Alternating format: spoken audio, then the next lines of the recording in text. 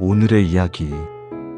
사랑하는 여러분, 돌아갈 수 없는 길이라 여겨 절망하셨던 순간이 있으셨나요? 멀리서 망설이던 탕자처럼 우리도 한때 길을 잃어 방황한 적이 있습니다. 그럴 때조차 하나님은 문을 활짝 열어두시고 끝내 우리를 품어주시는 분입니다. 오늘은 포기하지 않으시고 기다리시는 아버지의 깊은 사랑 이야기를 함께 걸어보실까요? 현수는 가족 모임이 있는 날이면 늘 불편했다. 형은 장로였고 누나는 교회 중창단에서 봉사를 했다. 그리고 자신은 그들과 눈도 잘 마주치지 않았다. 한때 자신도 믿음이 있었던 시절이 있었다. 고등학생 때까지는 교회에 다녔고 청년부 예배도 열심히 드렸었다. 기도하며 울었던 기억도 있었고 짧은 단기 선교를 다녀온 적도 있었다. 하지만 20살 이후 세상은 생각보다 넓고 하나님은 점점 멀어졌다. 아니, 자신이 하나님에게서 멀어진 거였다. 사업에 뛰어들고 돈을 벌고 밤새 회식하고 문제에 부딪히고 언젠가부터는 삶이 그저 돌아가는 기계처럼 굴러가기 시작했다. 그런 그가 지금 다시 부모님 댁에 앉아 있었다. 사업 실패 후 빚 정리를 마치고 더는 버틸 수 없다는 판단에 고개를 숙이고 돌아온 것이다. 아버지는 말없이 방을 내어주었고 어머니는 예전과 다름없는 손길로 따뜻한 된장국을 내어주었다. 하지만 현수는 매일 밤 방 안에서 눈을 떴다가도 불을 켜지 못하고 천장만 바라보며 누워 있었다. 내가 다시 돌아올 줄은 몰랐다. 무너진 자존심, 미안한 마음, 그리고 하나님 앞에서조차 피하고 싶은 그 죄책감. 믿음 있는 가족이 부담스러웠고 그들의 평안한 모습조차 지금의 자신과 너무 달라 보였다. 하나님, 나 같은 사람 아직도 찾고 계시긴 한 걸까? 그 질문이 입속에서 맴돌았지만 기도는 더 이상 입 밖으로 나오지 않았다. 현수는 한동안 아무것도 하지 않았다. 스스로에게 휴식이라 말했지만 사실은 아무 의욕도 힘도 희망도 없었다. 매일 똑같은 점심을 먹고 밤이 되면 TV 소리를 크게 틀어놓고 소파에 파묻혔다. 어머니는 그런 아들을 말없이 지켜보다 어느 날 아무 말 없이 작은 종이 봉투를 건넸다. 이게 뭐예요? 네가 고등학교 다닐 때 쓰던 성경이야. 엄마가 버리질 못하겠더라. 현수는 말없이 봉투를 받아 방으로 들어왔다. 성경책은 오래된 가죽 표지로 감싸져 있었고 페이지마다 노란 형광펜과 조그마한 메모들이 남아 있었다. 그중 한 구절이 현수의 눈을 붙잡았다. 내가 너를 사랑하는 줄을 알게 하리라. 이사야 43장 4절. 몇 초간 그 구절을 바라보던 현수는 그 자리에 조용히 주저앉았다. 무릎을 꿇은 것도 아니고 눈물이 흐른 것도 아니었지만 마음 한켠에서 오래된 무언가가 조금씩 녹아내리고 있었다.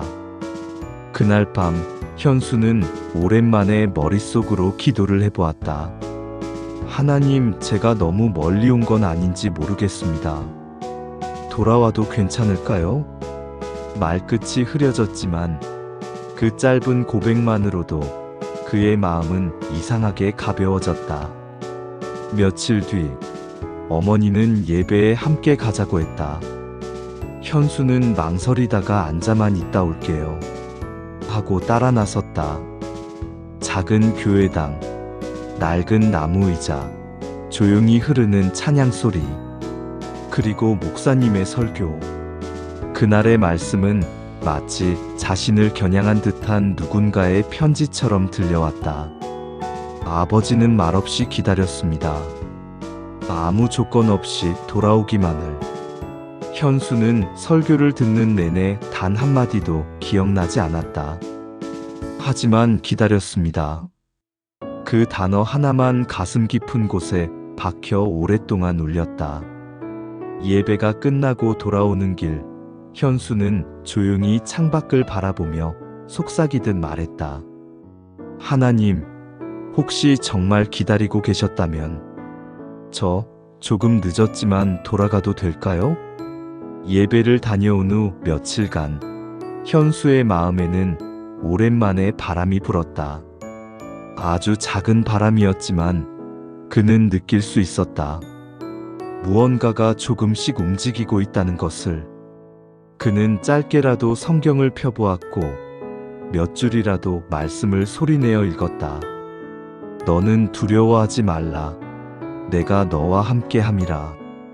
그 말씀이 자신과는 상관없는 말이 아니라 지금 자기에게 주시는 말씀이 아닐까 하는 생각도 해보았다.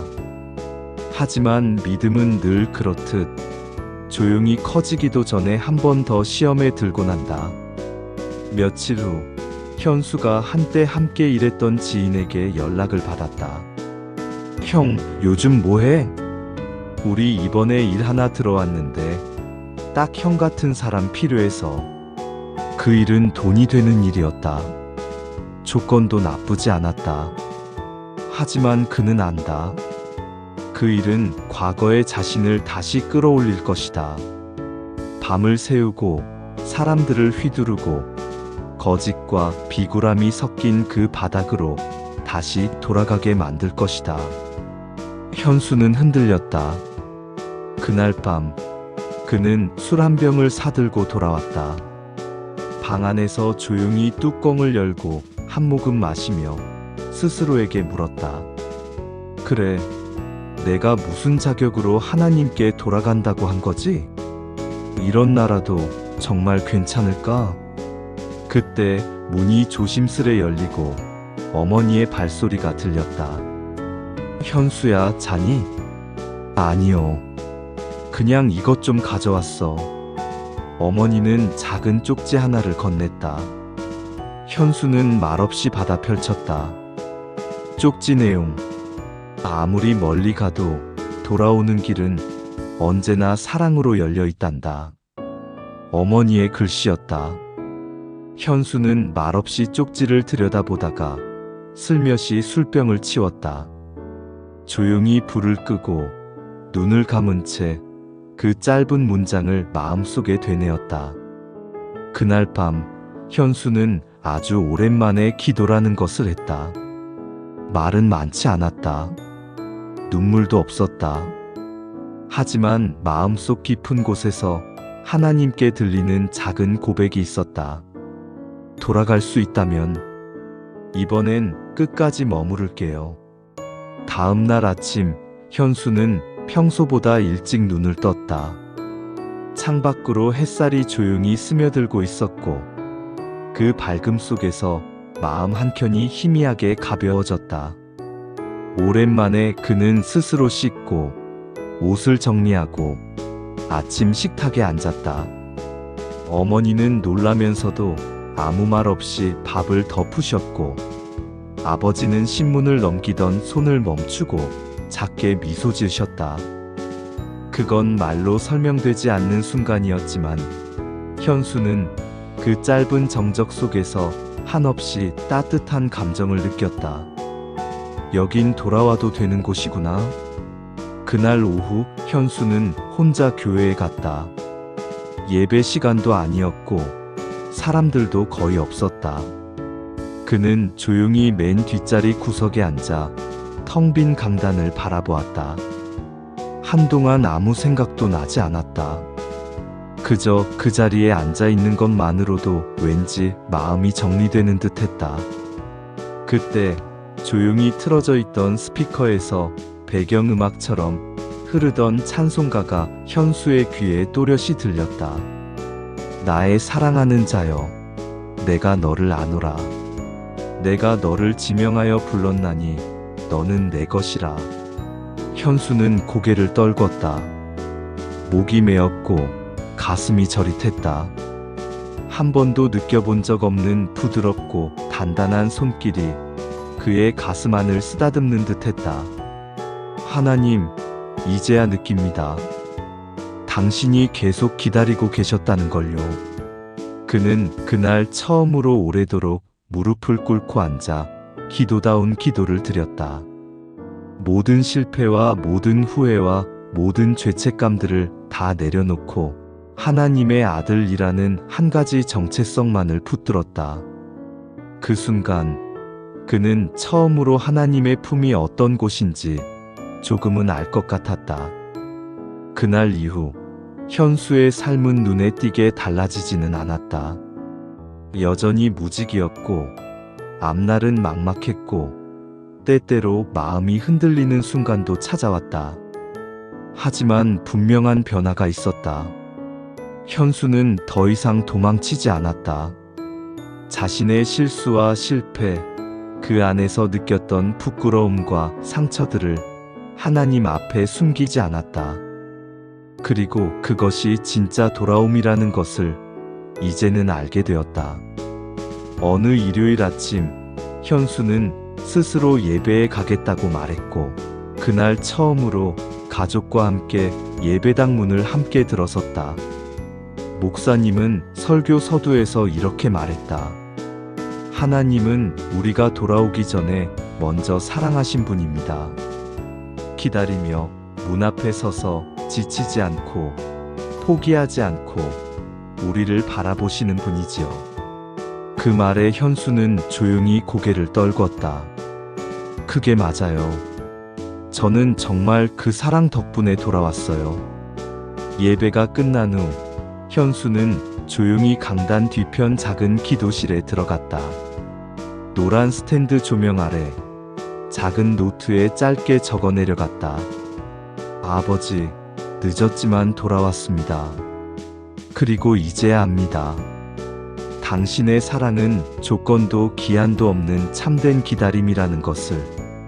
그는 노트를 덮고 자리에서 일어났다. 창문 밖 하늘은 유난히 맑고 햇살이 포근했다. 돌아올 수 있는 집이 있다는 것, 돌아갈 수 있는 하나님이 계시다는 것.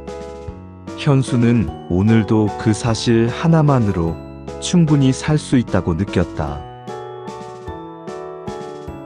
성경 구절 읽기. 오늘 함께 나눌 말씀은 누가복음 15장 20절에서 24절입니다. 20절, 이에 일어나서 아버지께로 돌아가니라. 아직도 거리가 먼데 아버지가 그를 보고 측은히 여겨 달려가 목을 안고 입을 맞추니라.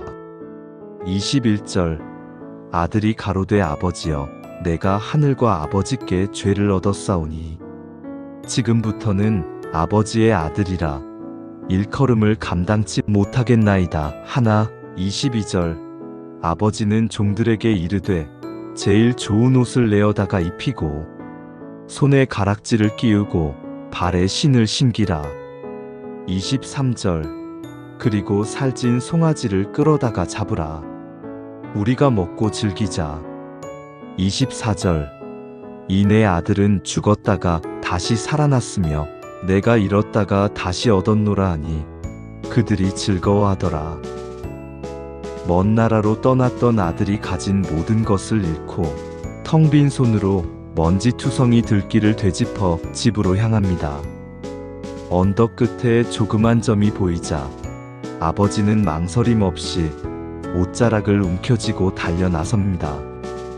주름진 얼굴에 땀이 맺혀도 심장은 기쁨으로 벅차 뛰지요. 아들은 죄송함에 고개를 떨굽니다. 하지만 아버지는 말보다 먼저 두 팔을 활짝 벌려 그를 품에 안고 뜨겁게 입맞추며 선언합니다. 제일 좋은 옷을 가져오라. 가락지와 새 신도 준비하라. 오늘은 잔치다. 잃었던 아들이 돌아왔으니. 저녁이 되자 집 안에는 책망 대신 노래와 웃음이 가득했고 살찐 송아지 고기 굽는 향 사이로 기쁨의 춤이 이어집니다. 그 그 잔치의 주인공은 사실 돌아온 아들이 아니라 먼저 달려와 품어준 아버지의 사랑이었습니다. 오늘도 하나님 아버지는 돌아서기만 하면 체면도 거리를 두지도 않으시고 우리에게 먼저 달려와 안아주시는 분이십니다. 혹 마음이 멀리 떠나 있다고 느껴지더라도 용기 내어 한 걸음만 돌이켜보세요. 그 길 끝엔 언제나 따뜻한 품이 기다리고 있습니다. 주님께 드리는 기도. 하나님 아버지, 먼 길을 돌고 돌아 다시 주님 앞에 서게 하심에 감사합니다. 주님을 떠나 있던 시간, 제가 얼마나 메말라 있었는지를 이제야 알게 됩니다. 저는 자격이 없다고, 너무 멀리 왔다고 생각했지만 주님은 끝까지 기다리셨고 제가 돌아올 때 책망이 아닌 사랑으로 맞아주셨습니다. 그 사랑 앞에 고개를 들 수 없어도 그 품에 안길 수 있음에 감사합니다.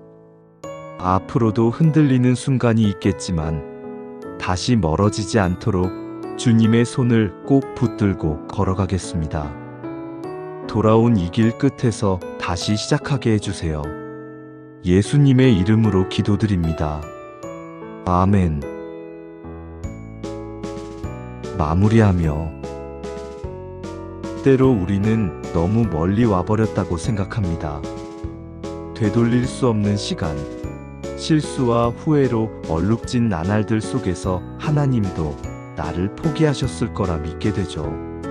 하지만 하나님은 결코 우리를 포기하지 않으십니다. 우리를 책망하지 않으시고 멀리서도 먼저 달려오시는 분이십니다. 오늘 이야기처럼 돌아온 아들을 말없이 안아주시는 그 아버지처럼 하나님은 지금도 우리가 돌아오기를 기다리고 계십니다. 지금도 아직도 늦지 않았습니다. 당신이 돌아오는 그 길에 하나님은 가장 먼저 서 계십니다.